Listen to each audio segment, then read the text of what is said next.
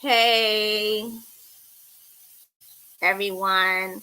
I just want to take the time out to say I was supposed to come here by, even though it's scheduled 7:20, I was supposed to be here by 7:27. I got a notification from YouTube about doing a survey. I'm thinking the survey is going to take maybe no more than like 5 minutes, like the first one. I don't know if y'all got that one about like the diversity. But honey, I was doing that literally for 20, no, for 30, no, I would say 40 minutes. And it even froze. So it was a waste of time. And I apologize about being late. So anyway, I'm going to wait until, a couple more people show up. And so, but hopefully you all had a good day, a productive day. My day was pretty okay. I'm a little bit upset because I have to do a little fixing around the house, which is normal, but something I gotta fix that I'm very upset over, and it's a family heirloom, and I don't want nothing else happening to it. So I just keep my fingers crossed. Everything's okay, and so that was one thing. But another thing too, I had to pick up my paperwork to be able to return to work, because if you don't know, I have been out of work. I've been employed, but I haven't worked for almost 2 years because of like injuries sustained from working. So for me, it's like I have to, try to get back. And the paperwork was completed the same day. And I could have been back to work. And so for me, I'm just like, what's going on? So I gotta upload this stuff too. So it's just, a lot of back and forth and whatever. Hey, whoever showed up, hi. So let's begin with the topic itself. The topic is about Thrilla's 40th anniversary. All right. Now, for those of you who know, we all know Thriller was released in 1982. Most people know that. What most people don't know is the actual date it was released. Unless you are a super Michael Jackson fan and a fan of the album Thriller, you wouldn't know exactly the date, because most people don't keep up with like the date. They just know the year. Or they'll say, I remember it was the fall, because it was approaching Christmas. Yo, what's up, Eric? I knew you was gonna come through for this topic. I knew, because I remember you bought the vinyl, because that's how I first saw it. So this album, this iconic album that broke not just records worldwide, but actually broke barriers both racially, culturally. You could even say business-wise, media, in terms of like media. I'm gonna get to all that.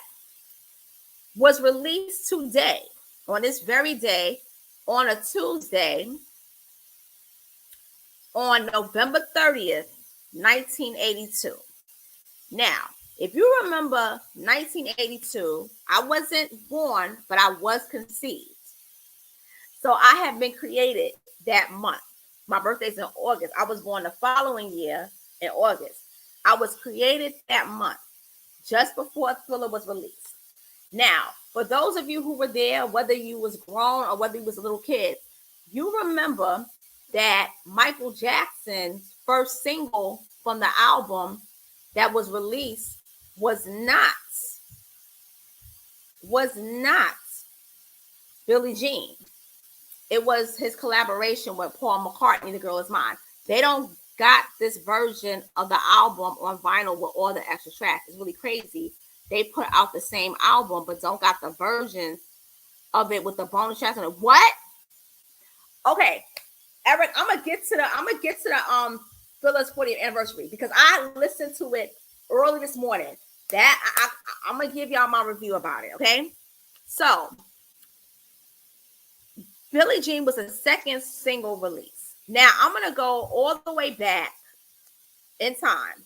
I'm not gonna go back to 1982. I'm gonna go further back to 1978.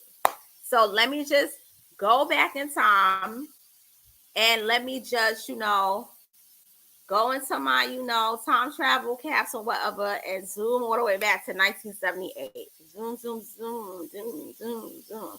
All right, I'm there. 1978. 1978, Michael Jackson was actually 20 years old. He was an adult because in the 70s, all you had to do was be 18 and you was legal. You could go to the clubs if you was a celebrity, but if you wasn't, you couldn't get into the clubs until you was like 28. But most people got into the clubs because people weren't really that strict, carding you, IDing you, and so forth. So what happened was that Michael was in New York City filming what I call one of the worst movies ever created, The Wiz. I hate that film. I hated that film from a child.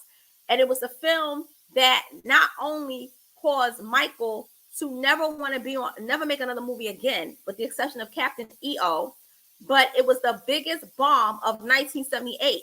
And it is the reason why Black women were not being cast in lead roles afterwards because of Miss Ross basically convincing them that the movie would be a hit. And when it flopped, they never casted her in another movie again. She basically got blacklisted, and you can look this up because I did my research on this years ago. And she cost the the movie studio, the studio that took an advance out on it through the record label, a lot of money. And also what it did was a lot of Black women, if you look in the 80s, they wasn't getting a lot of lead roles in movies up until the 90s, okay? And the person who helped to bring that back, believe it or not, was Whoopi Goldberg. Okay, a lot of people don't know that, but that's a whole nother talk. I'll talk about that for another time. But what I'm going to talk to you all about is that Michael will go on to meet the producer of the music who did the score for The Wiz. And that was Quincy Jones. And he met Quincy Jones in 78. And I always said, I hate this film. I can't stand it. But it was the biggest thing that was beneficial to Michael, that it had to be made because he benefited from the film The Wiz more than anyone, because he got to meet Quincy Jones and he would go on to collaborate with him on Off the Wall. So to understand why Thriller had to be successful for him, you must understand what happened with Off the Wall. Now, Off the Wall is totally not Michael Jackson's first solo album. A lot of people think that. Off the Wall was actually his first solo album on Epic Records, or what people knew the label at the time to be called, which was CBS Records, which was Columbia Broadcasting System Records, okay? And he was part of that company at the time for about going on 4 years. But it was his first solo album under that label, but under Motown, he did a lot of solo work. He even won a Grammy for Ben. I ain't going to talk about what the song's about. People should know. If they don't know, just look it up. But he already had a Grammy by the time he was 15, and he had #1 songs that was solo, and he had pretty much, awards. So when he made Off the Wall with Quincy, it was a big deal because, like, hey, man, this is Quincy Jones. This is the man that basically, did the sounds of made music, with like prestigious white people. He was kind of, responsible for the bossa nova sound, it was like the sound of Brazil, modern day Brazil at that time. And this man got to work with the best and be respected amongst the elite in music. So I, Michael Jackson, am going to collaborate with him on Off the Wall. He's going to be my producer. We're going to work together, and we're going to change the face of history. And Off the Wall is going to be the best album ever. It's going to sell like millions and millions of copies. So Off the Wall does do good. It does great at the standard time. It makes history by being the first album to release 4 songs that all of them become top 10 hits on the Billboard Hot 100, okay? Which is like known as the pop charts. It sells about 4 million copies in its first run promotion, all right? 2 of the songs go #1, both R&B and pop. My favorite, which is Don't Stop Till You Get Enough. I love that song. Okay. And then Rock With You. My other personal favorite is Off the Wall. I live for Off the Wall. Now, what happens is that at the 1981 Grammys, Off the Wall is nominated for Grammys, but he only wins one for Best R&B Vocal Performance. And I believe it was Rock With You or Wanna Be Starting or Don't Stop Till You Get Enough. And Michael is livid. Now, he wins all the AMAs, but Michael's like, I did all this work just to get one Grammy Award? Hell no. That moment, he decided, I'm going to put all of my effort, my heart and soul in the next album that I create. And I'm going to make sure it becomes the biggest selling album of all time. And it has a lot of number ones. It breaks down barriers. It changes the music game completely. Now, at the time, he starts working on the album, like right around the time the whole thing with the Grammys happened. And he starts working on Thriller, believing on what we would know as Thriller. He starts working on it in the spring of 1981. Now, the album was originally supposed to be called Starlight. I know this because I did a report about Michael Jackson when I was in 11th grade about his solo career. Michael was supposed to call this Starlight. The song Thriller was called Starlight. If you listen to Thriller 40 on YouTube, you will hear it. And this is Starlight, Starlight. It was real good. Now, Burn This Disco Out is my song. And that's the last track on Off the Wall. I love it. So what happens is that the album is near completion. And Michael hears it. And legend has it that Michael's like, it's not perfect. And they're like, what? It's not perfect. But Michael, we're about to release this album in like a couple of months. It's not perfect. I got to change some things. So he decides to change the name of it from Starlight to Thriller. Because Starlight, it was just too safe. It wasn't like showing any sex appeal. It wasn't like giving you, what you need to basically, make it like a massive success. But Thriller, it gets you going. It gets you in the mood of like, yeah, Thriller. You're not going to go out and get Thriller. Like, nobody's going to run and go out to buy Starlight. Because really, Starlight sounds more like a children's album, but like a teen. Starlight, and really more like a teenage girl. But Michael, by this time in 1982, he is a superstar. He's not mega, but he's a superstar. He's an R&B superstar. He's a pop superstar. And he's basically at the point where I can be bigger than a superstar, or I can stay where I am, or I might falter. But he had the black music charts on lock. What Michael was trying to do was not go pop, because he had already did that. He was trying to basically tear and shatter records. He was going to change the music industry from what it was to what it would become to what we would see in the later part of the 80s, all through the 90s, and even some of the 2000s. And I'm going to get to that towards the end. So what happens, he changes to Thriller. And in the fall of 82, this is where all the promotion starts with Thriller. Thriller about to come out. November the 30th, kids. He's coming back. Michael coming back with his follow-ups to his groundbreaking Off the Wall album. Because Off the Wall was a disco album.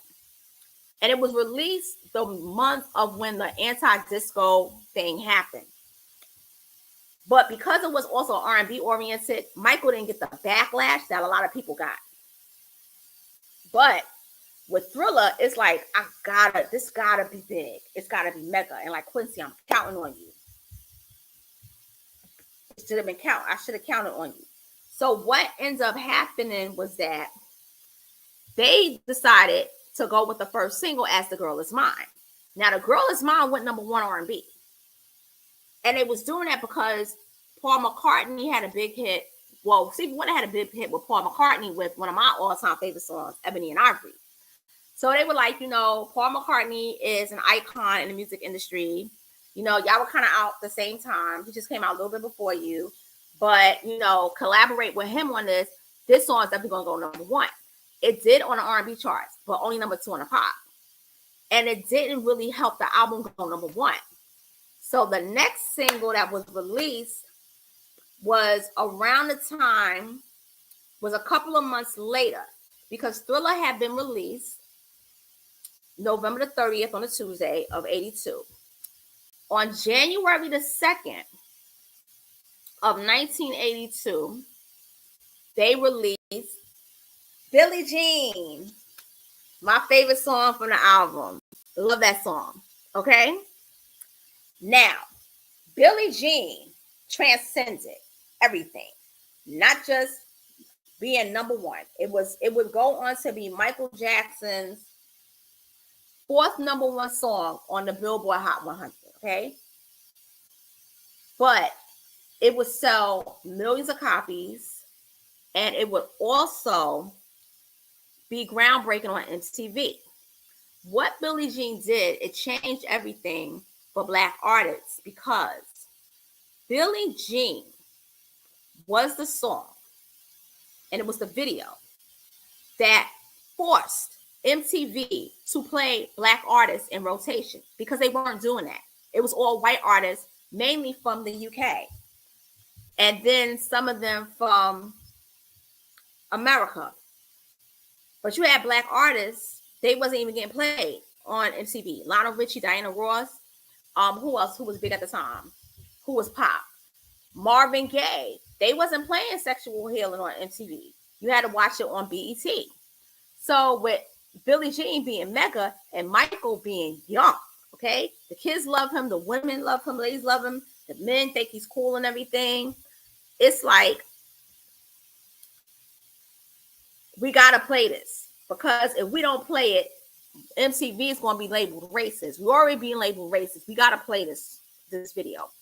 But another thing too, not only do we have to play this, Michael doesn't want us to really play it unless we have everybody else who's Black play it. A lot of people don't know this, but Michael wasn't hesitant. He was a little bit hesitant to have Billie Jean played on MTV, because Michael he hated racism. And his whole thing was like, why are you not playing my fellow Black artists? What's up with that? So because MTV was able to play Billie Jean, they had no choice but to play other people's music videos who were Black. And David Bowie even criticized them on that, because he was like, what's going on? If it's music, television, like MTV, music, television, videos. Okay? Why aren't y'all playing music videos? What's going on? So what ended up happening, that was one of the things that changed. Another thing that changed was the way singles were promoted on albums, off of albums. Because before, you would just release like one album, one single or two, and then you would move on to the next album. But it was like Thriller was an event. It was, no, we got to keep this going. By the time Billie Jean was released in January, the end of that month, Thriller had went double platinum. And that was when Thriller became a number one album. Before that, Thriller was not a number one album. It was a top 10 album. When Billie Jean was released, that's what did it. And all of 83, from February of 83 until January of 84, Thriller was the number one album in the country. Okay? Then Beat It was released. Then Wanna Be Starting Something was released. Then Human Nature was released. Then PYT was released. So you had Girl Is Mine, Billie Jean, Beat It, Wanna Be Started Something, PYT, Thriller was released, and Human Nature was released. That's what it was. Or no, Human Nature. Thriller was the last one to be released. It was the last one to be released. Now, Thriller only had 9 songs on the album, but yet and still, there were all these songs off of this album that he made that we found out like today that could have made it on the album. Now, I heard this album this morning of the unreleased songs, and I'm gonna tell you something. I heard a Starlight, Got the Hots, I love. I heard Carousel the first time 17 years ago. I loved it. Okay? Now, Eric Johnson said that Sunset Driver should have been on the Off the Wall soundtrack. I agree with that because Sunset Driver sounded more fitting for Off the Wall than Thriller. So that was a reason to hold it back. Now, he has the song Starlight on there, the original Thriller. And this is Starlight time. And then he has now the songs that they didn't release, Can't Get Out of the Rain. Can't Get Out the Rain, that song is good.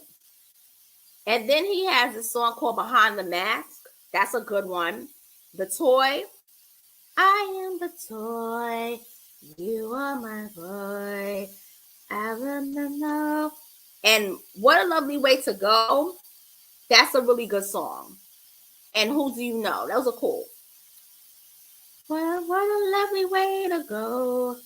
I sing it off beat, so I don't know. But then he has the long version of Billie Jean, the short version of Billie Jean, the demo. That was good. And then he has Wanna Be Starting Something, Human Nature.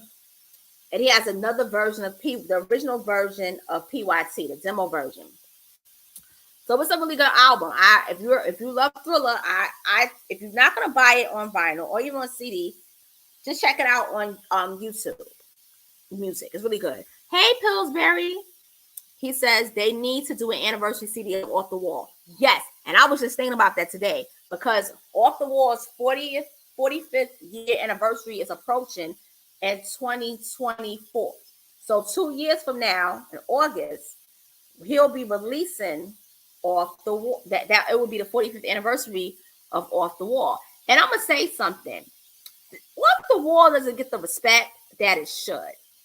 Because Off the Wall was a groundbreaking album. I love that album. I remember my niece actually bought the CD. My niece that was born in 93 bought the CD back in 2006. And I remember she used to play it. And the song, the one that goes, looking in the mirror, and I can't but to love you. So I can't help it if I wanted to, right? I had no idea until I heard that song that Beyonce was sampled that I Can't Help It for Deja Vu. And I said, I think Beyonce is really trying to be like Michael Jackson with her career. Because at first, like, Dangerously in Love was kind of giving me like, she was trying to do like Thriller. Then Deja Vu was giving me Off the Wall. So I'm like, she's really kind of, trying to fashion a career for Michael Jackson. So Eric, you love Beat It.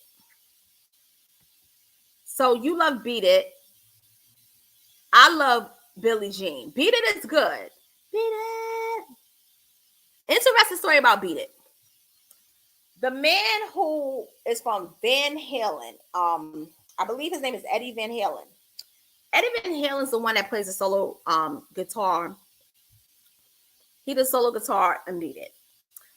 Interesting story is that Michael Jackson asked him, how would you like to get paid? Would you like to get paid for a one-time fee, or would you like to get paid through the royalties of the single, an album? He was like, no, I want to be paid now. I want the fees of my service to be paid from, I want you to pay me up front. So Michael, being shrewd, he was like, okay. So he paid him up front, one-time service. Eddie Van Halen never thought that Thriller would be such a big hit. So when he saw that it was selling, like going from selling like, 3 million to 5 million to 10 million copies, it started bothering him. So he wanted to get, like the royalties. Michael said, no, I asked you and you said no. I want my money up front for the services I provided for the album. You just can't come back now and, after you chose how you was going to be paid, to basically want royalties. You should have thought about that before you accepted like the fee up front. You got paid, and it was one time. Hey, and he hated Michael for that shit. Now, he never talked really bad or greasy about him, but he was just pissed off about that because he could have been really rich. Do you know how many people were singing, even behind the scenes singing? Background vocalists was rich off of Thriller, was eating off of Thriller. Like, if you got to be part of the Thriller album experience, you was lit. Except for Eddie Van Halen. He didn't feel lit. He cheated himself out of millions. But anyway, okay, so you like, who do you know is good? Who do you know is good? But that song, I Am the Toy. I like that song, I Am the Toy. I like that song, I'm the toy. I am the toy. I am the boy. What a lovely way to go. I love that song too. Let me see. Yeah, the toy. I am your toy. I am your boy. I am the moonlight. You are the spring. Our lives are sacred things. I will always love you, but I am forever. And it's like that song is like he's a toy to this little boy. And to me, I thought that it could be May December love romance thing, but I think he's really the toy. I think he's really the toy. Oh, my bro Pharaoh Speaks is live. I'm gonna check his live as soon as I finish with this. And so what ended up happening was that with the album, by the time we get into like the end of 83, I'm born. Everybody is talking about Thriller. You got the majority of people love it, but you got some people that are haters, and they're like, I love Off the Wall better because Off the Wall was a more sophisticated album because there were fans that really believed that Off the Wall was a more grown album than Thriller. They thought Thriller was made for the kids. It was made for white people. He was trying to cross over. And I say, yeah, I agree. He made Thriller to cross over because even his appearance in Thriller, as opposed to Off the Wall, it was very, very, very safe. It was very family friendly. His appearance in Thriller. Even if you look at the cover photo of Thriller, you will see that it was very much appealing to families, children, young people. It wasn't really appealing to women. Off the Wall was a more sexy album. It was a grown and sexy album. It was for the clubs, the discos, and he was in black fit attire. With Thriller, he was in his own type of costume, and his costume was very military. And I found that to be very interesting because of when Thriller was released, it was released during the time of Sagittarius, and that's a military sign. So it was like he was going to war with the industry, and he was basically going to be the victor, which he did become. And so he started developing like this whole military regalia, like I'm in the military, but still was safe, family friendly. But this is like around the time when we start to see Michael kind of like being around either Brooke Shields or not being around a lot of women. Whereas when Off the Wall, I don't care what nobody say, Michael Jackson was getting it in sexually with the women during the Off the Wall time. He was getting it with, oh, my body. That's my song, Working Day and Night. I love that song. But anyway, with Thriller, right? What also did help Thriller become a big successful album was something that he didn't want to do. And I hate talking about this because I don't really care for these people I'm about to talk about, but I got to talk about them. In 1983, the year I was born, a certain label was celebrating their 25th anniversary. So they wanted all the people who were able to be there because they were alive and they didn't, I'm not going to even say it, but they were able to be alive. He wanted them to basically the owner of the label wanted them to perform at the 20th anniversary. It was going to be on NBC. It was going to be great and iconic. My parents watched it. My auntie was like, F that label. I don't care about them. Because my auntie, she was not about that life. If I don't like you, I don't like you. My grandmother was like, I just want to see Michael if he's there. If he's not, I don't care. So Berry Gordy knew that it was not going to be a ratings hit without Michael.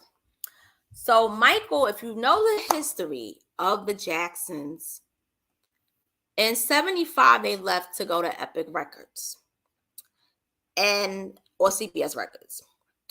And they basically went over there as the Jacksons. And I want to say kudos to Joe Jackson for that, because he saved Michael's career by just doing that. That's a whole other topic. But what occurred is that they asked him to return, and he was always cool with them. He never had bad blood with them. That was his father. And what happened was, when he was approached, he said, I'll do your show, only under one request. And they said, what's that? I want to perform my own solo. I want to perform Billie Jean. They was like, but Michael, like, Billie Jean is not a song for Motown. It's off of your current album. Yeah, like I said, if you want me to show up and perform at your 25th anniversary, which I have no problems doing, I'm only going to do it if I can perform Billie Jean. No Billie Jean performance, no me at your show. Okay? Because without me, it ain't going to be number one. So he had to cave in, and he was like, okay, Michael, because I don't dislike you like I dislike your father, I'm going to let you have it. I'm going to let you, because I know that you're going to bring in millions, not just of, viewers, but also revenue. I'm going to let you perform Billie Jean. But you're going to also perform those songs that I had on the label and had y'all singing. Fine. I get to perform Billie Jean. You get to have me, and you get to have a number one show. You get to make millions off of me. That's fine. So on May 25th, 1983, Motown 25 airs on NBC. And everybody is really waiting for Michael Jackson, but Jackson 5, but really Michael Jackson. So he performs the medleys of Jackson 5 songs. And then the brothers get off stage, including Jermaine, because, by this time, Jermaine's career had pretty much kind of like faltered. He kind of started becoming unsung. And so what happened was,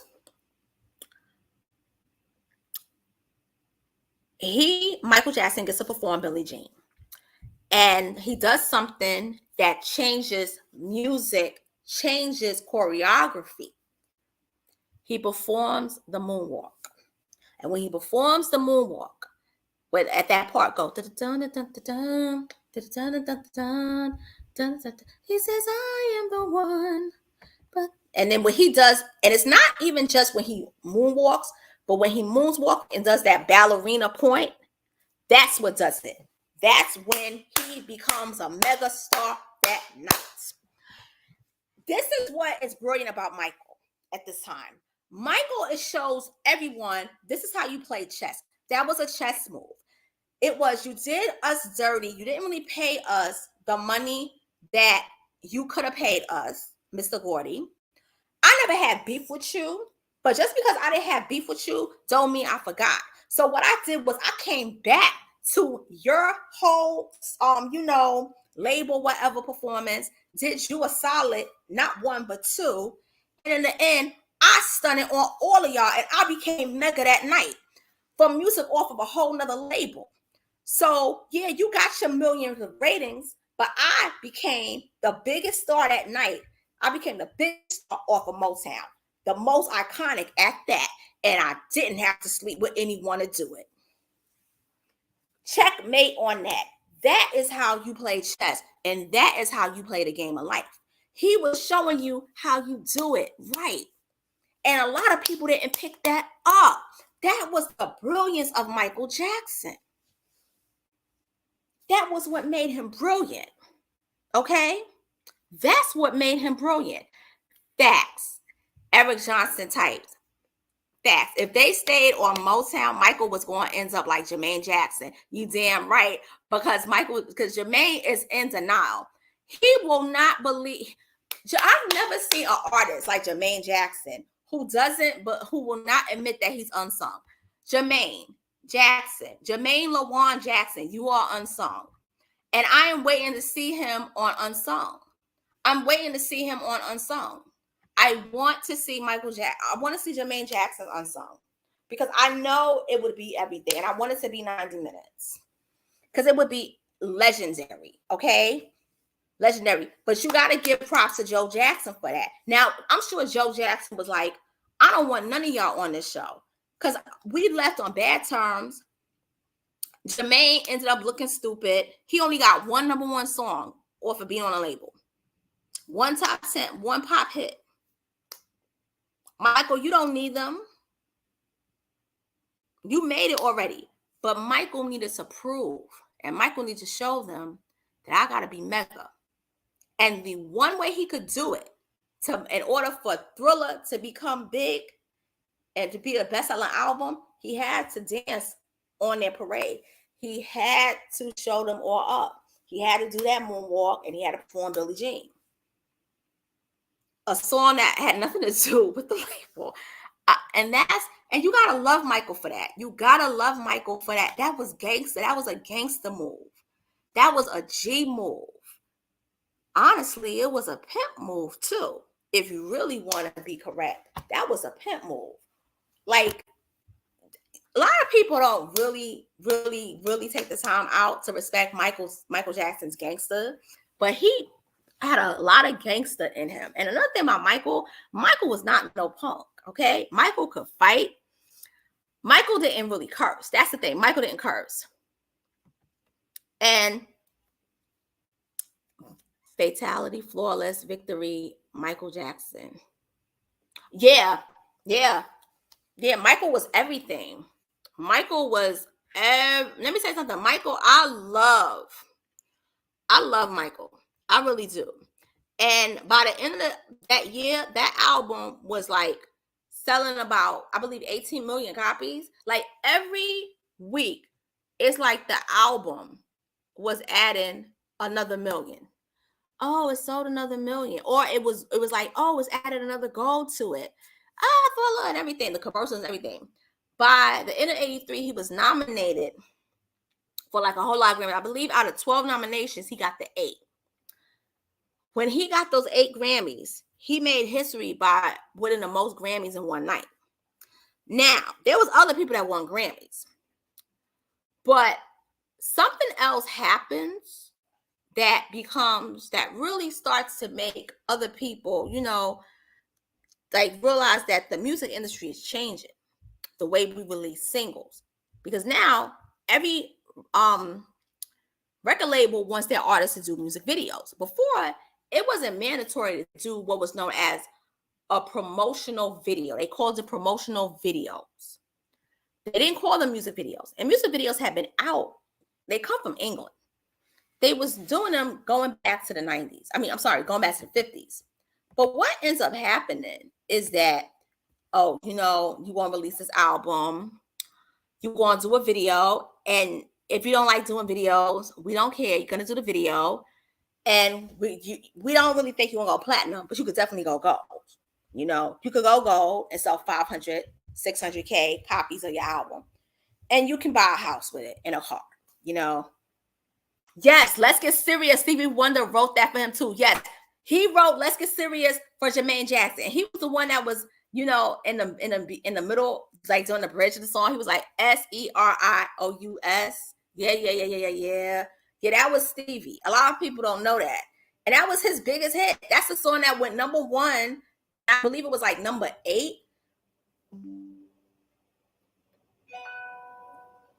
Oh, Tokyo Toni. And so she popped up on my live. And Tokyo Toni that's crazy. Tokyo Toni's notification popped up and it messed up. It crashed up my Wi-Fi. And I like Tokyo Tony. That was funny. I ain't gonna lie. That was funny. And if she see this, she'll curse my ass out. And I don't care at all. I don't take it personal. It is what it is. But anyway, what happened is that it changes everything. But it actually starts to inspire new people coming into the game and people that have been in the game to finally get the attention that they should have gotten.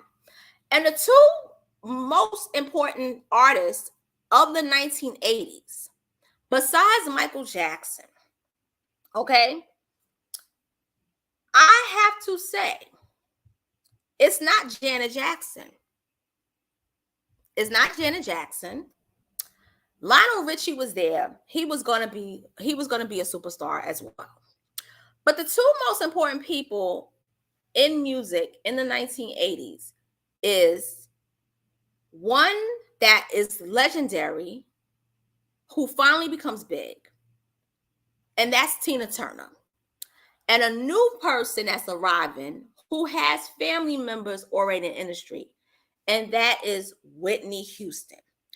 And if it wasn't for Thriller, you wouldn't have had those two to actually become really big. Now, a lot of people like, okay, Miss Ann Local, now you kind of going a little bit too far with this one. So you got to break this down for all of us to understand. Yes, let me explain. In 1984, when Michael Jackson won all those Grammys, Thriller started selling even more units. By the end of 84, Thriller had sold about 22 million copies, okay? Just, it say worldwide, but really, most of them, it did come from the United States. You know, some people say it was just worldwide. Some people say it was just in America alone. Some people say in America alone, the album has sold about 16 million because most countries don't have record labels like we do in the US.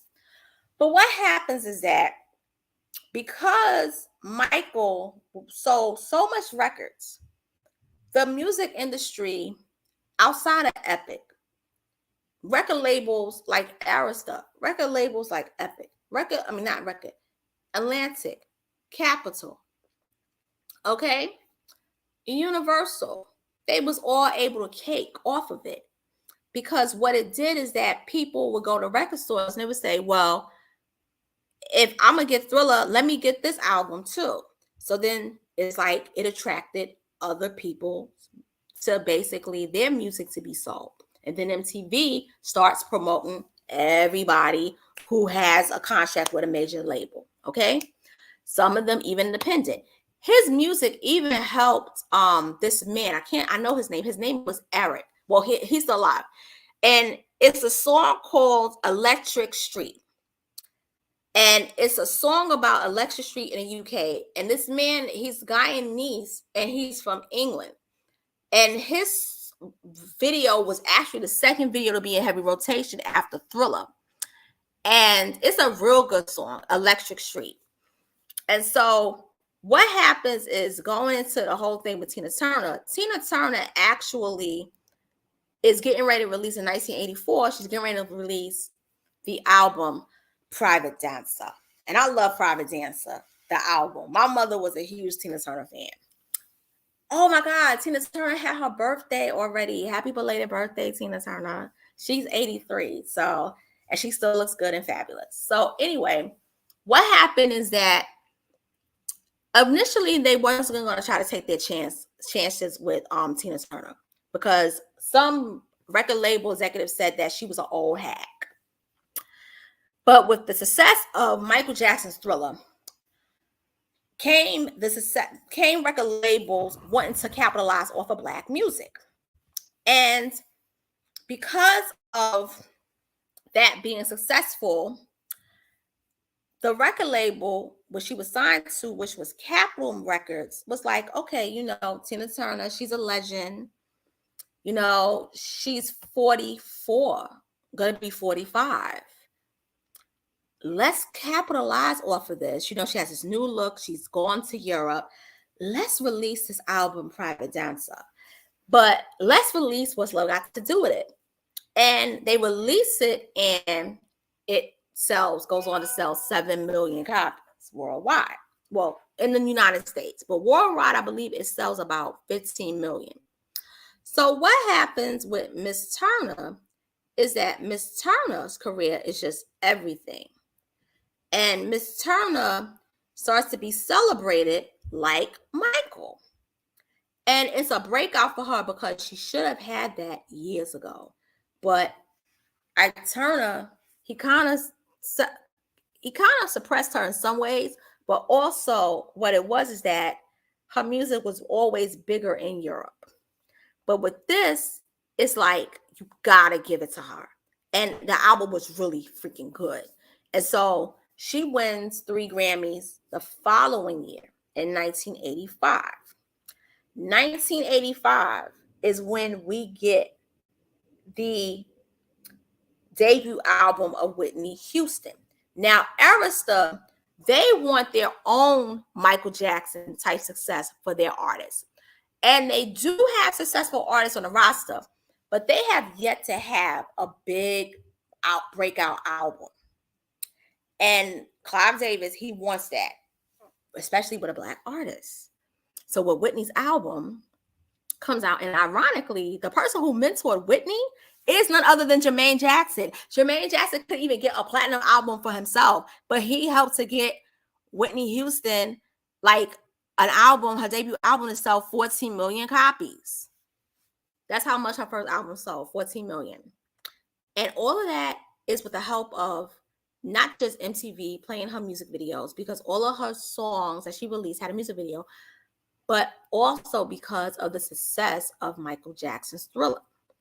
It opens the doors for a lot of people. And then it even opened the doors somewhat for, it helped her sister to finally get legitimacy with her third album, because that third album, if it didn't do good, we wouldn't have ever really heard of Janet. And she gets that contract with A&M Records, and woo, give me a beat. That's all I gotta say. I can't say the rest. But yeah, and then Anita Baker becomes big.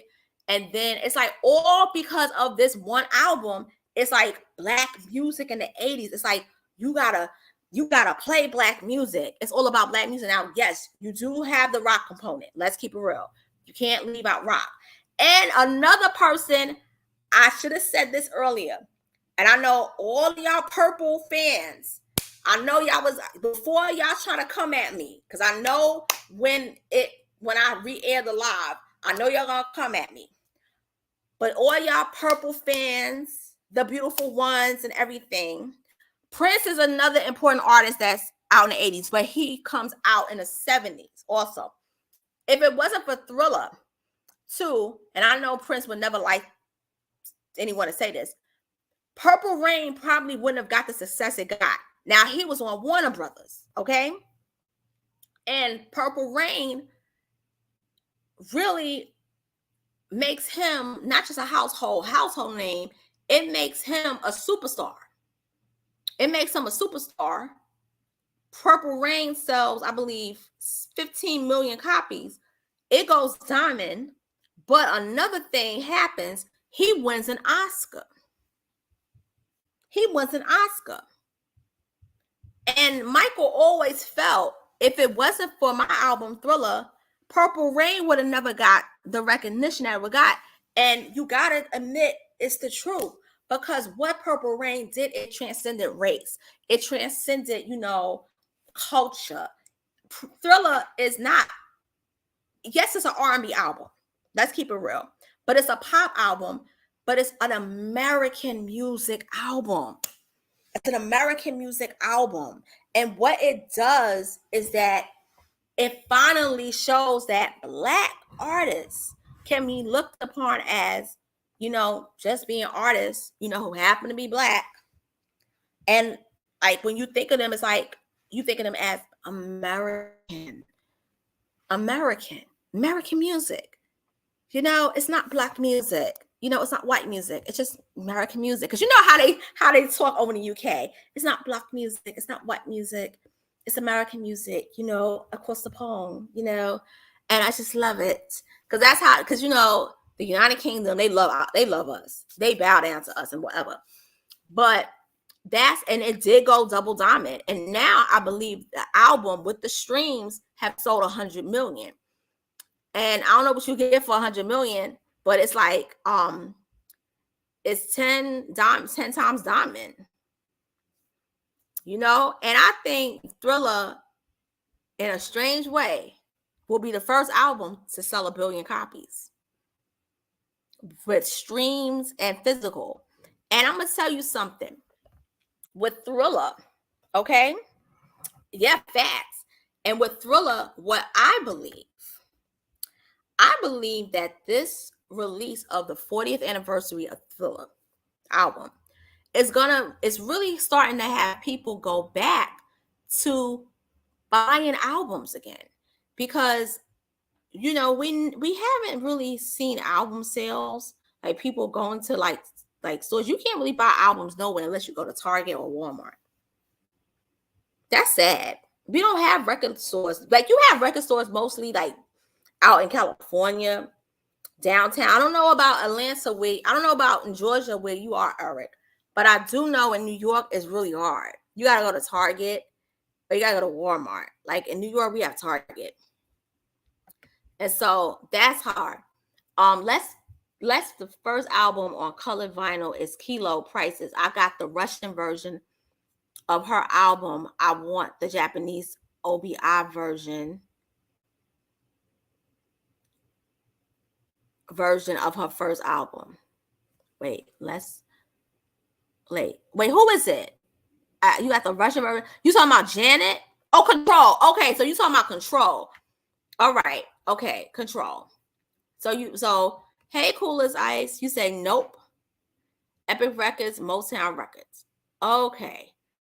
Oh, if you could elaborate on that just a little bit more, I really would appreciate it so I could share it with everyone, because I kind of understand what you're coming at.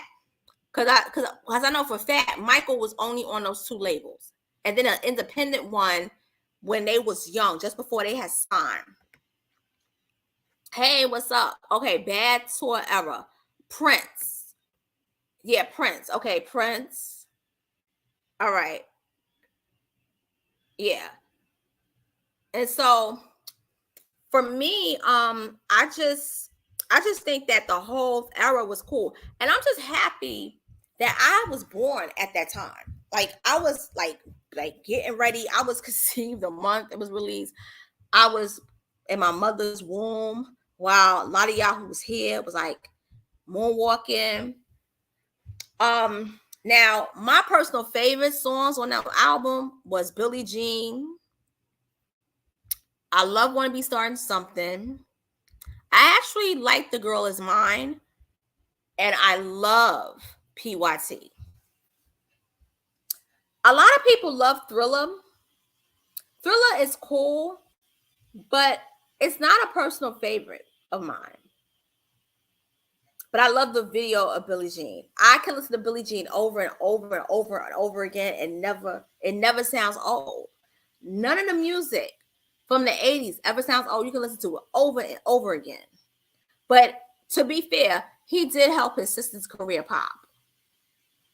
Yeah, Thriller pretty much did help it really helped his sister get legitimacy too, to an extent. It did. Even though that second album was released in 84, what messed up the second album wasn't the music on the album. She had married James DeBarge.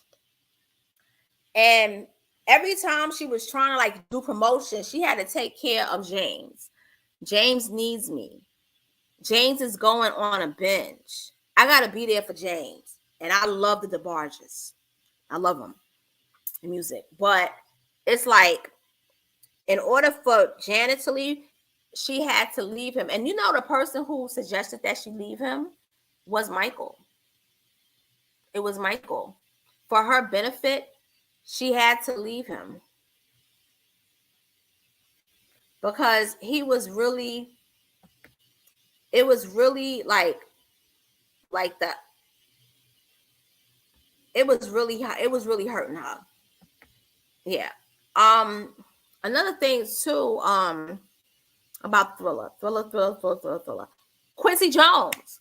Quincy Jones, who has talked a lot of shit about Michael Jackson the last 5 years, who will be 90 years old in February, basically became, cool, seen as the cool guy, in the room. Like with Off the Wall, he was 45. With Thriller, he was 49.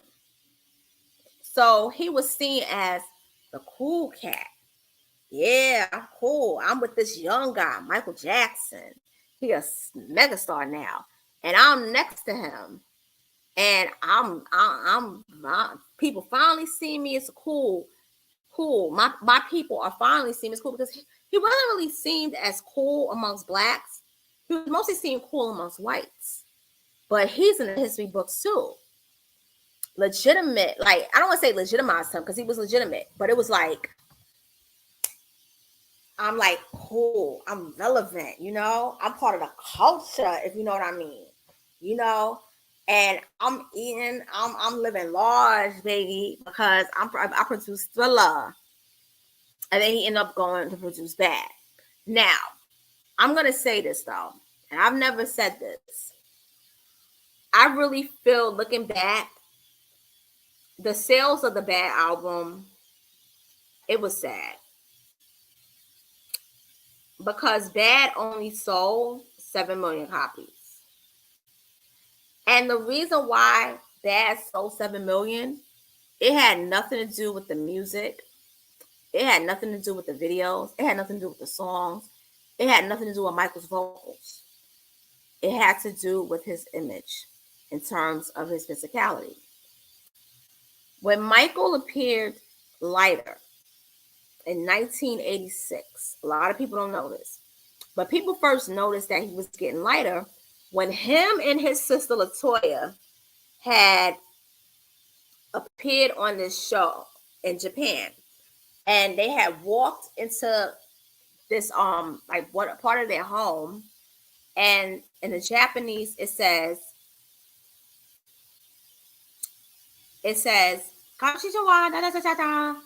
Michael and LaToya and his sister LaToya Jackson, and they were wearing yellow. You can look this up. And what happens is people like, wow, Michael got lighter. LaToya did too, but LaToya was always light. But Michael really got lighter, and he was wearing sunglasses. And that's when people started noticing. Okay, so Eric Johnson wrote, I was talking about Whitney Houston's first album. I do have the Control Remixes album from Janet that came out in 86, but I only think that it came out in the UK. Yes, and that's a fact. It did. The Control Remixes album only came out in the UK. Yeah, it only came out in UK. It only did. So, getting back to Michael and Skin Color, it says Japanese vinyls are more prestigious than American copies, and they put the Obi strip on. Yes, I'm noticing that. And now, is it true, Eric, that like all of their vinyls, like if you want to get like the multicolored vinyl, you got to get it from Japan? Because them vinyls be hitting. It be hitting different than streams. Like the colors and everything, it looks so super cool. And it's like big and bulky. And like my family was big on vinyl. So, what they used to call vinyls was licorice pizza. But anyway, what ended up happening was that when Bad came out, he got even lighter. So people didn't feel comfortable buying his albums or looking at him. And so Bad only sold 7 million because of what we know of his vitiligo. And he would never sell the units that he sold with Thriller. And he was hurt from that. But his solo tour, sold, grossed a lot of money to tour. But I'm going to get back to the tour with Thriller. Thriller never had a tour. That was the one bad thing about Thriller. It never had a tour. He never went on tour by himself for Thriller. He had to go on tour with his brothers for the Victory Tour. And Michael didn't want to do that tour. But his mother said, Michael, your brothers need you. You don't need them. But they need you. They got to make money. They got families. So he's like, okay, I will go on this tour. I will do the tour. So what happens is that Michael does the tour. Hold on for 1 second, okay? I'll be right back.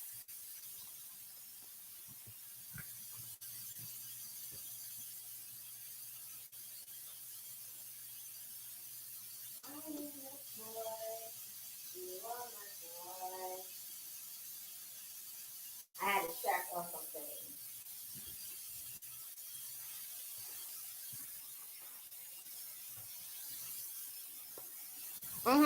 And so what ended up happening was that Michael goes on a tour, a Victory Tour, and the father decides to do something very weird. He gets Don King and hires him as a promoter.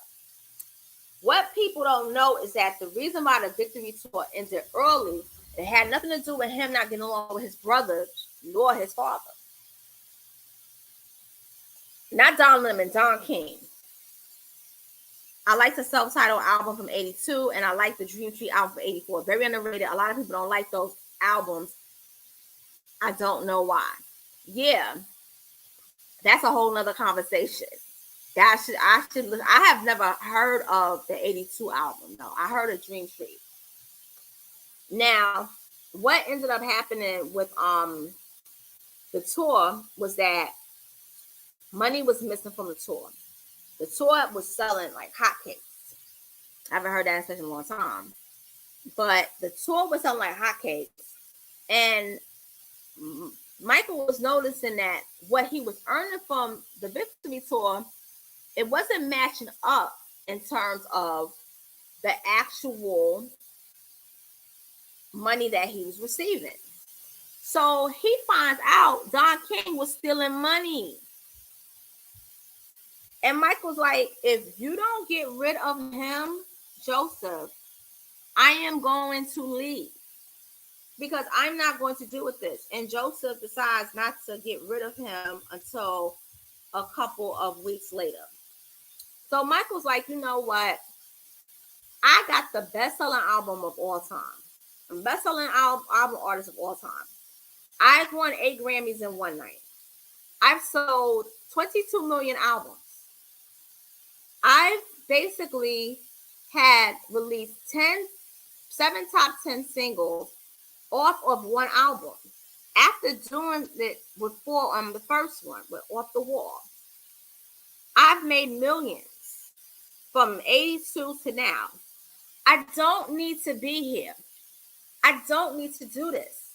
But not only that, I don't need to perform with my brothers anymore. I don't need to be in a group. So you know what I'm going to do? I'm going to do myself a solid this time. And it's not going to even be because I want to pop off and be big. I'm already big. I'm leaving the group. So what Michael does is he announces in September 84, hi guys, I just want to let you know, fans, that this will be my last performance with the guys, with my brothers. I'm not going to go to Europe to perform on a Victory Tour with you all. I'm going solo. So everyone is stunned because it's like, Michael, you didn't tell us you were going solo. You know, we already did like the state of, what's that song? I think the State of Shock. I think the song's called State of Shock. With that album with the Jacksons, and it's doing good. You got the song coming up with your brother, which I think is one of the best duets ever. Tell Me I'm Not Dreaming. And that song could have been good. That song could have been a top 10 hit. But them two they never got along anyway. I love you, Shane. And so what ended up happening was that he left and he never looked back and never performed with them until the anniversary of him like being in the business. And that was the day before 9/11 happened. He never performed with his brothers, and then after that, never again. And it wasn't because of so much his father, but he saw that his father didn't care about money missing, and he wasn't getting his cut. If Michael would have got paid properly from the Victory Tour, he probably would have went to Europe and did the Victory Tour, because he always listened to his mother. He always obeyed Miss Catherine. But the fact that you got Don King, and he didn't really know him, but he found out about him, and it's like money missing, and y'all don't care. Like, you're not really concerned, because you basically so happy that I'm on the tour. You using my name. I'm feeling like using my name, because you know that without me, nobody's gonna come check on Jermaine, Marlon, Tito, Jackie, or Randy, and they're all talented, and it's sad, but I'm not the cash cow. I'm also your child, and I got priorities too. You know, I can't always be around them like that, and that's not fair. And Michael's sentiment was 1,000%. I gotta carry a whole group because I'm the most talented. What if I break my leg? God forbid. Y'all gotta still go out and work. You can't just, leash off of. I'm not saying leash, but his mom was like, you just can't be dependent on, oh, Michael, we want to go on tour, but we need you to come along. We know that you sold Thriller. We know that you don't need to be with us anymore, but we need you more than you need us, because we got wives to take care of, kids to take care of, mansions to take care of, and we want to live big just like you. And that's kind of like the sentiment. And he probably was like, no. And then all the mess with your wives, you cheating, y'all cheating, Jermaine, he cheating too, and plus he want to be a superstar, but he can't be a superstar. I gotta deal with that bullshit. Then I gotta deal with Marlon. He want to do his own thing, and I'm all for it.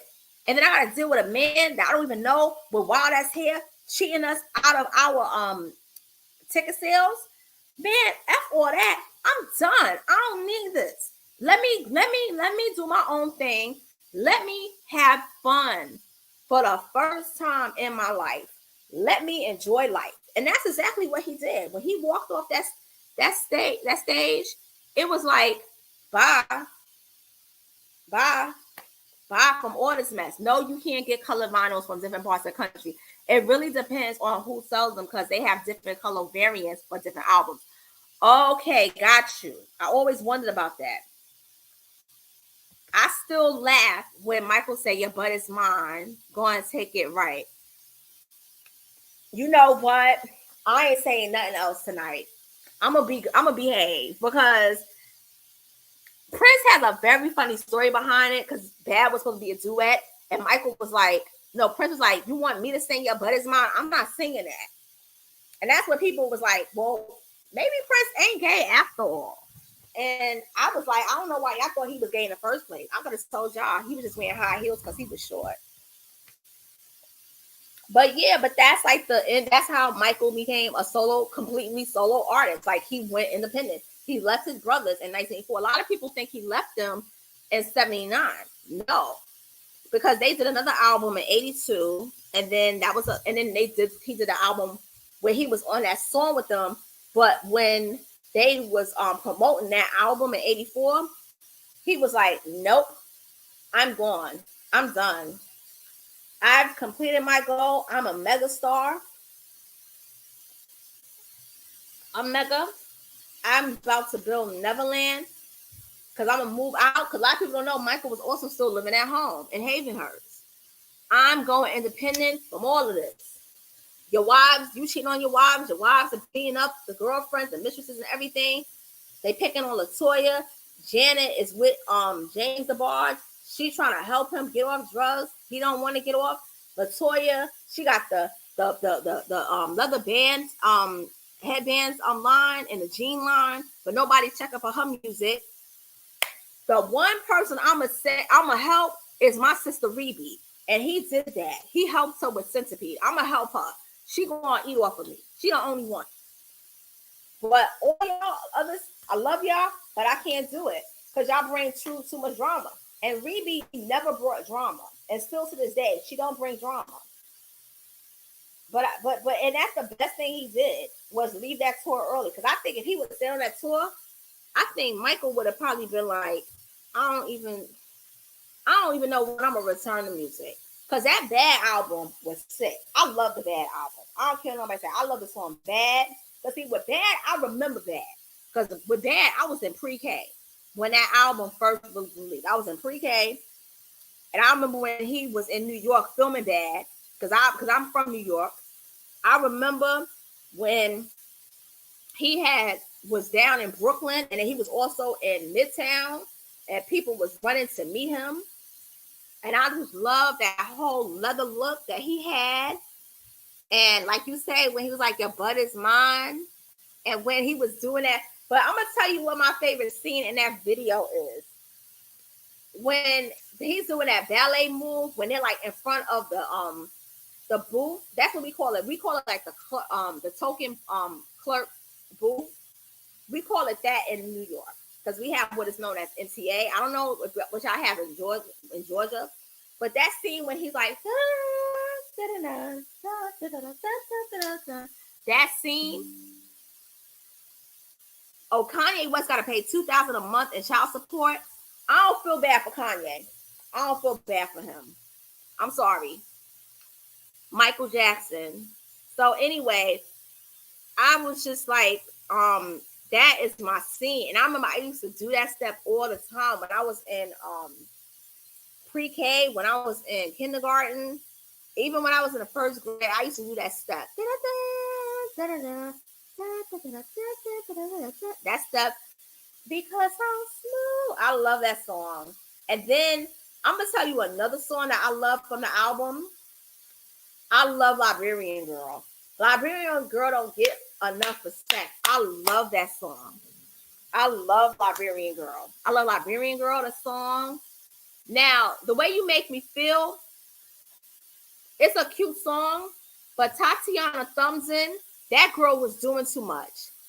If y'all want to know the definition of somebody who was obsessed with a famous person, that's Tatiana Thumbsin. That young lady was very obsessed with Michael, and I'm just going to leave it right there. She's kind of like a cautionary tale. That's all I'm going to say. Beautiful young lady, but I ain't saying nothing else. But anyway, I Can't Stop Loving You, which is actually the first single. And that's another thing too. Like the singles that he released that you think are the first ones aren't the first ones. The one that he released with Saida Garrett, I Can't Stop Loving You, that's the first single. And then you have another one. Can y'all hear me? By the way, can y'all hear me? Okay, y'all can hear me. All right. So what ended up happening is that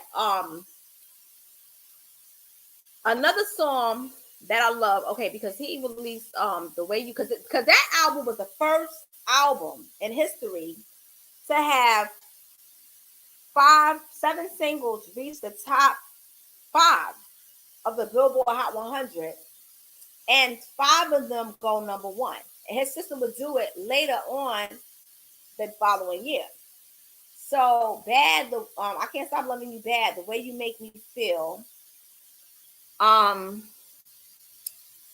Love Man in the Mirror. I Love Man in the Mirror. That was number 1, Dirty Diana. And then there was 2 other songs that he released. But the Bad album, that's a bad album. Who's Bad? I love that album. But another song that I love also is it's another song I love. Oh my God. Carousel off of Thriller. It's a song that he didn't release from the album. He didn't put Carousel on, but it's a good song, baby. She lives my world of popcorn and candy. Pony rides for a dime. Little children laughing. I'm of a world of disappointment and confusion. But I want her to be mine. That song, the lyrics of that song is everything. And so that's a good record. Another thing too, another song. Another thing about Michael is that Michael had before that, a couple of weeks prior to releasing Thriller, he had released the E.T. Extraterrestrial album. And a beautiful song with that album, Someone in the Dark. Beautiful song. Beautiful. That's on Thriller's 20th anniversary album. It's not on this one, but it's on there. Someone in the Dark is a beautiful song. And then on the 25th anniversary album, you hear the original version of Baby, Love Never Felt So Good. When I first heard that song, I said, one day he should release that and it'll go number one. He did release it. It went number one in other countries, but it was a top 10 hit in the pop charts. And it was co-written by him and a singer who was a teen idol back in my mom's and my daddy's time named Paul Anka. So, I mean, the industry showed nothing but respect to him. I mean, this is the big thing from Thriller too. Okay, before I go, I'm gonna tell y'all about it. Okay, what he was able to do with Thriller. Okay, and this is what basically causes him to, I would say, become the beginning of him being a target. Not right away though. Is that Michael uses the money around 1983 to buy a catalog from this man who, let me look up his name, because this really just came to me. We gotta talk about this before I end this live, because this is very important. This is historical. There was a British dancer who owned a catalog from ATV. Okay? So I'll look this up and I'm gonna read it to you all. Catalog. ATV catalog.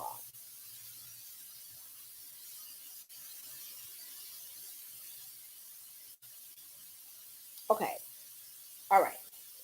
So Sony Music Publishing, formerly Sony ATV Publishing. So it was called Associated Television Publishing. All right. And it pretty much ATV Music. All right. So Associated Television was a British broadcasting company founded in 1955 by Lou Grade. Over the next 2 decades, ATV expanded through acquisitions to become an entertainment conglomerate with business lines in record industry, music publishing, and film production. And Lou Grade was a British media proprietor and impresario. And he was originally a dancer, but he later became a talent agent. And he developed an interest in television production that began in 1954 when, in partnership, he successfully bid for franchises in the newly created ITV network, which led to the creation of Associated Television, ATV. Now, let me go down, because when you understand this, you're going to understand the Beatles. So, ATV acquired Northern Songs. And Northern Song was a publisher of the Lennon-McCartney song catalog. And they bought it in 1969. The catalog featured literally almost every song of Lennon and Paul McCartney, as well as Brian Epstein and Dick James, who owned a controlling interest. So this man named Dick James owned a controlling interest. In 1969, James offered to sell his share of the catalog to ATV. So he walked away with money. Lennon and McCartney then attempted to gain a controlling interest in the company. Their bid to gain control, part of a long and acrimonious fight, it failed. The financial clout of Grade, the adversary in the bidding war, ensured that the songs written by the two Beatles passed into the control of ATV. So it passed to Lou Grade. Now, I'm going to skip over.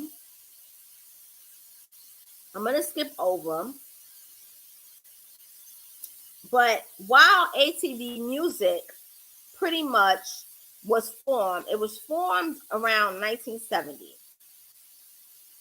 And it managed all of ATV's publishing interests, including Northern Songs. And it remained successful throughout the 70s because of Lennon McCartney's publishing.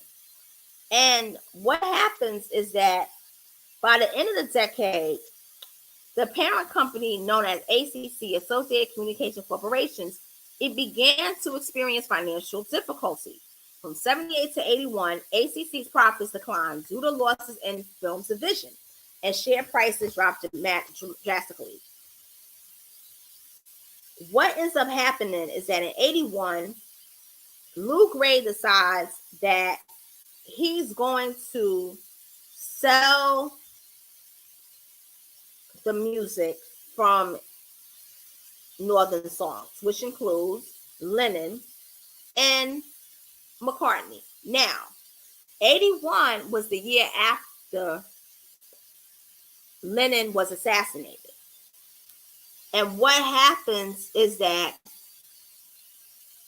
Yoko Ono and McCartney offer £1 billion, 21 million pounds, but the offer was they declined it. They were offered that amount, and they declined it by the offer was declined by Grade, who decided not to sell Northern Songs separately after other suitors, including CBS Songs, EMI, Publishing, Warner Communications, Paramount Pictures, Entertainment Co. They showed an interest in buying the ATV music catalog as well. It's like we wanted the money. Enter Michael Jackson in all of this. So Michael meets Paul McCartney in 81 and collaborates on several songs together, one of them being The Girl Is Mine. And he stays in the house with Linda, and they become friendly. And he mentions, my catalog is up for sale. This is what McCartney, he mentions that. And Michael's listening. And he basically brings out a thick bound notebook, displaying all the songs to which he owned the publisher rights. He should have never did that. Jackson grew more excited as he examined the pages, and he inquired about how to buy songs and how the songs were used. McCartney explained that music publishing was a lucrative part of music business. Jackson replied, telling McCartney that he would buy the Beatles songs one day. McCartney laughed and said, "Great, good joke." So what happens is that Michael was first informed that ATV catalog was up for sale in September 84 by his attorney, John Branca, who still runs the estate. He runs his estate. And what ends up happening is that on November 20th, 1984, Jackson sent his bid of $46 million to Holmes Accord. The other people that wanted to buy it was Virgin Records, a real estate tycoon in New York called Samuel J. LaFranc, and Charles Koppelman. In December of 84, Jackson's team began a 4-month process of verifying ACD's music, legal documents, financial reports, and every significant composition of nearly 4,000 songs catalog. What you don't know, a lot of people don't know, is that many Black people's music this man owned. And the deal went into 8 drafts, and on May 1984, Jackson's team walked away from negotiations after having spent hundreds of hours and over $1 million. In June 1985, they learned Koppelman and Bandier had made a tentative agreement with Holmes Accord to buy the catalog for $50 million. Now, what Michael does, which is like groundbreaking, is he gives his catalog of songs that people like Little Richard. He gives them the music back. A lot of black artists whose catalog was under this man, he gives it back. He gives black people. He gave Sly Stone his music back. He gives everybody their music back except for one person, and that's Paul McCartney. He's like, you ain't getting shit.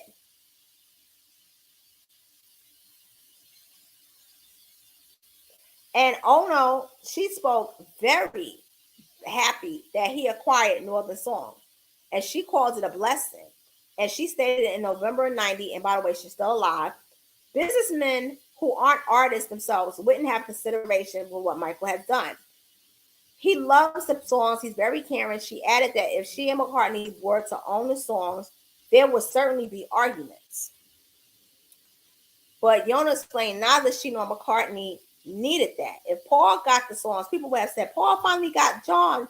And if I got them, they say, oh, the Dragon Lady strikes again. So she was happy. And by the way, Michael was her son's godfather. A lot of people don't know that. And what ends up happening is that Sony, a couple of years later, they offered Jackson $110 million for a 50% stake in the combined ATV and Sony Music Publishing joint venture, which meant that Michael ended up going on to own half of Sony. A lot of people don't know that. And it became the second largest music publisher in the world. He was not only the most successful entertainer in history, but he was also an astute businessman. He understood the importance of copyrights and the role they play in the introduction to new technologies. And he added that Sony's leadership in developing and realizing new technology to serve and expand the creative horizon of artists such as himself. In other words, Michael Jackson, like I said, this is what Thriller did. It changed the music industry. He was able to not just be the king of music, but he was giving people their music back. It's like, here you go, Little Richard. Here you go, Sly and Family Stone. Here you go, black woman who never got to make money from your music the first 30 years. I don't know her name, but I know who the person is. I can think of it at the top of my head. Here you go, other black person who couldn't make money from your music since the 1960s. Here you go. Here you go. Here you go. It's yours. You can make money from it. You can control it. Yay. And that's what happened. And really, it was just a brilliant move. But Paul McCartney was the only one who suffered from it the most, because he didn't say, here, Paul McCartney, here you go. I'm going to give it back to you. Thank you for collaborating with me on Thriller. You helped my album, be the bestseller of all time. And then I worked with you on Say. No, he was like, F you, Paul. I'm going to keep your part of Northern music. I'm going to keep your part of the Beatles catalog. I told you I would buy it, but you thought I was joking. Ha, ha, ha. The joke's now on you, bitch. And Paul was hating on him for decades over that, but he finally got the music, though. He finally got it. But see, you know what? I'm going to say something. Don't underestimate people. When they tell you they're going to do something, don't underestimate them. But a lot of people don't talk about that catalog puzzling, but that's the thing that changed. But that's what ended up making Michael a target.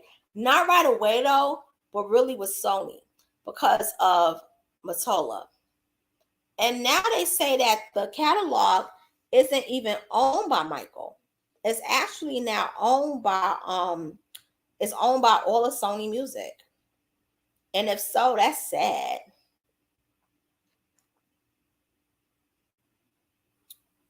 Yeah, baby. Yeah. Yeah, Sony bought the remaining 50% of Jackson's stake in the company after Jackson's passing in 2009. Yeah. Korak don't even own it. Her estate don't.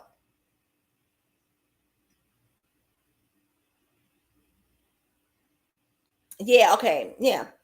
He doesn't own it. Oh, but I just found something out.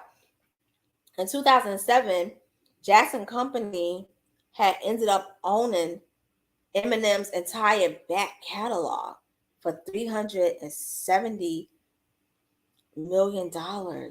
Oh, wow. That's why. Oh, he got Eminem. Yeah, they had to take him out. I don't want to say that. Let me shut up. Let me shut up. Let me take that back. But anyway, I'm about to log out because I'm about to watch Yvette Carnell because I watch her on Wednesdays. So thank you for listening and tuning into this live. I appreciate it. People, Eric Johnson, Bad Tour Era, Cool as Ice. Let me see, Pillsbury 27 showed up. Yeah, thank you guys. I really appreciate it. And I'm gonna do another live stream later on this week. I'm trying to do them like twice a day, but I'm trying to return back to work. So I'll be back later on this week with another live stream. I'm trying to get back on Spreaker, but my account is on hold. But I'll talk to y'all later. All right. Take care and good night. Your body's mine.